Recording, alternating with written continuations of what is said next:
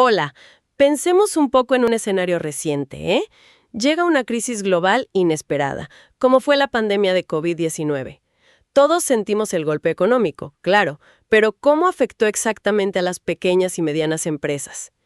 Tenemos aquí una investigación académica, se titula MIPYMES sonorenses ante el COVID-19, una aproximación al impacto económico por género. La realizaron investigadoras de la Universidad Estatal de Sonora. Este trabajo se basa en datos de una encuesta, se aplicó a 107 empresarios y empresarias del sector formal allá en Sonora. Pero es importante mencionar algo que las propias autoras señalan como una limitación, ¿eh?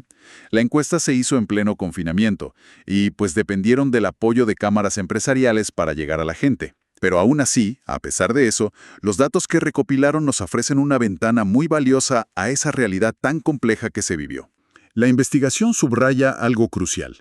Las desigualdades de género en el trabajo y en el mundo empresarial mexicano no son nuevas, ¿eh? Ya estaban ahí. Para darnos una idea, citan datos del INEGI, el Instituto Nacional de Estadística y Geografía de México. Estos datos mostraban que en abril de 2020, justo al inicio en plena confusión inicial de la pandemia, la tasa de ocupación era del 69.1% para hombres, pero solo del 36.4% para mujeres. ¡Wow! Una brecha enorme. Exacto. Y si hablamos de las MIPYMES en general, las micro, pequeñas y medianas empresas, estas ya enfrentaban retos estructurales serios antes de la pandemia. Problemas como bajo crecimiento, inseguridad, dificultad para acceder a crédito. En Sonora, la investigación destaca que problemas como la inseguridad, que afectaba al 36.6% de ellas, los altos costos de servicios, como luz o agua, que era el 36.1%, y el costo de las materias primas, un 19.8%, pues ya eran un peso considerable. Básicamente eran negocios que, digamos, ya estaban luchando contra corriente. Comprendo. El terreno ya era complicado de por sí. Y específicamente, ¿quién estaba al mando de estas empresas? ¿Qué nos dice la historia reciente sobre la participación de hombres y mujeres como empleadores, según las fuentes del estudio? La participación de las mujeres como empleadoras, o sea, dueñas de negocios que contratan gente, había crecido de forma increíblemente lenta. Entre 2005 y agosto de 2021, en 16 años, esa tasa apenas pasó de 2.35% a 2.49%. Casi nada. Poquísimo. ¿Sí? La de los hombres, en el mismo lapso, sí creció un poco más, de 6.34% a 6.86%. Pero lo que realmente salta a la vista, y es un foco del estudio, es lo que ocurrió justo en el confinamiento más duro en abril de 2020. La tasa de participación de las mujeres como empleadoras se desplomó a 1.79%. 1.79. Sí, fue la cifra más baja registrada en todo ese periodo de 16 años. Mientras tanto, ¿qué pasó con los hombres? Su tasa subió a 7.56%, alcanzando su punto más alto registrado. ¡Qué contraste tan fuerte! Exacto. Esto ya nos da una señal muy clara, desde el inicio, de que el impacto no fue igual para todos. Impactante esa caída tan abrupta para las mujeres empleadoras justo en el momento más crítico. Entonces tenemos empresas con problemas previos, una participación femenina como empleadora ya de por sí baja y frágil, y llega la pandemia. ¿Qué efectos más generales se vieron en México, según otros estudios que menciona esta investigación sonorense? Bueno, el documento hace referencia a unas encuestas muy importantes del INEGI, las llamadas ECOVID-IS. Se realizaron en varias rondas durante 2020 y 2021 para medir, digamos, el pulso de las empresas. Y estas encuestas pintan un cuadro bastante sombrío y, sobre todo, persistente. Por ejemplo, la escasez de insumos o materias primas afectó a más del 30% al inicio. Bajó un poco, pero un año después seguía afectando a casi el 30% de las empresas, o sea, no se resolvía del todo. Un problema que se quedó. Exacto. Luego, la caída en la demanda fue brutal al principio, afectando a casi 7 de cada 10 empresas, el 67.6%. Mejoró algo después, pero se quedó estancada, afectando todavía a la mitad de las empresas, un 50.2% un año más tarde. La mitad seguía con baja demanda. Uf. Sí. La disminución de ingresos también fue un problema persistente. Casi 3/4 de las empresas, el 73.9%, seguían reportando menos ingresos en marzo de 2021. Aunque el golpe inicial había sido aún peor. un 85.1%. Y algo muy preocupante que revelan esas encuestas nacionales. La reducción de personal fue creciendo con el tiempo. Empezó con un 14.3% de empresas que tuvieron que reducir plantilla, subió al 16.3% en la segunda medición y llegó al 18.4% en la tercera. O sea que la pérdida de empleos incluso se agravó con el tiempo para algunas. Así es. Fue una herida que tardó en cicatrizar o que incluso se hizo más grande. Datos muy duros, ciertamente. Pintan un panorama nacional complicado y duradero. Ahora sí, volvamos al estudio específico de Sonora. ¿Qué encontraron puntualmente al comparar la experiencia de hombres y mujeres al frente de las MIPYMES locales? Hicieron ese zoom específico en Sonora con su muestra de 107 empresas. Recordemos, 60% lideradas por hombres, 40% por mujeres y casi la mitad, el 49%, eran micronegocios, con 5 o menos empleados. Y sí, encontraron varias diferencias clave, muy significativas estadísticamente. A ver. Primero, y esto es fundamental, el tipo de negocio y si fue considerado actividad esencial o no durante la contingencia. Aquí la diferencia es abismal. El 74.4% de las empresas lideradas por mujeres fueron clasificadas como no esenciales. 74%. Casi 3 de cada 4. Exacto. En cambio, en las empresas lideradas por hombres, ese porcentaje fue mucho menor, del 43.8%. ¡Wow! Casi el doble de negocios de mujeres considerados no esenciales. Eso implica un freno total de operaciones para muchas, ¿verdad? Totalmente. Significó que un porcentaje mucho mayor de mujeres empresarias tuvo que, bajar la cortina obligatoriamente durante los periodos de confinamiento más estrictos. No podían operar, ni siquiera con restricciones. Piensa, por ejemplo, en un pequeño salón de belleza, una papelería, una tienda de ropa. Claro. Negocios frecuentemente encabezados por mujeres que fueron catalogados como no esenciales y tuvieron que cerrar por semanas o meses. Mientras, quizás un taller mecánico o una tienda de abarrotes, donde a veces hay más presencia masculina en la dirección, podían seguir abiertos, aunque fuera con limitaciones. Entiendo perfectamente la diferencia que eso hace. Y el segundo punto clave que encontraron, la concentración sectorial. Confirmaron lo que ya se veía a nivel nacional. Las mujeres empresarias en Sonora estaban mucho más concentradas en sectores como el comercio minorista y los servicios. Hablamos de servicios profesionales, restaurantes, educación, estética y belleza. Justamente los sectores que más sufrieron por las restricciones de movilidad, el distanciamiento social, la caída del consumo. Los más golpeados, sí. Y el estudio también hace notar una ausencia marcada de mujeres en giros como ingeniería, construcción, tecnologías de la información y una participación baja en manufactura. Sectores que en algunos casos pudieron continuar operando o tuvieron una dinámica de recuperación diferente. Queda clarísimo ese primer gran factor. La clasificación como no esencial afectó desproporcionadamente a las empresas de mujeres. Y como adelantabas, eso conecta directamente con los ingresos. ¿Qué dicen los datos del estudio sobre esto? Los datos son contundentes y muestran una doble vulnerabilidad. Mira, primero sobre los ingresos antes de la pandemia y la reducción sufrida. Ya desde antes, había más mujeres en el tramo de ingresos mensuales más bajo, o sea, menos de 50,000 pesos. El 44.2% de las mujeres encuestadas estaban en ese rango, comparado con el 26.6% de los hombres. O sea que ya partían, en promedio, de una base de ingresos menor. Exacto, pero lo más dramático fue la caída durante la crisis. Un impresionante 60.5% de las mujeres reportó una caída en sus ventas mayor al 75%. Entre los hombres, el porcentaje que sufrió una caída tan severa también fue alto, claro, pero significativamente menor, 39.1%.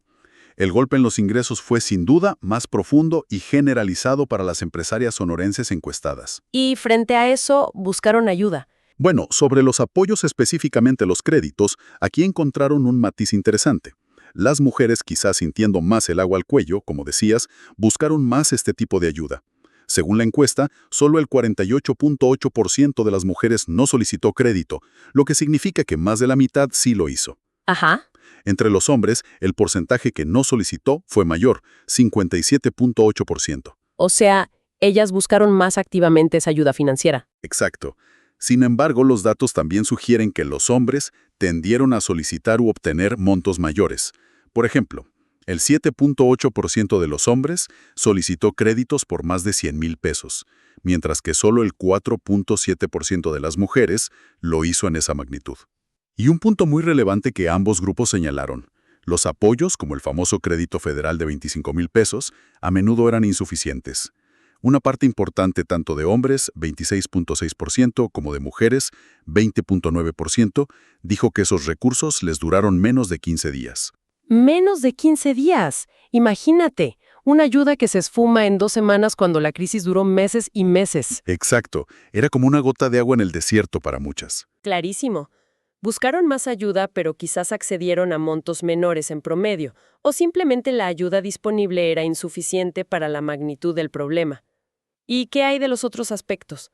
¿Los empleos que generaban estas MIPYMES tuvieron que asumir muchos costos extra para adaptarse?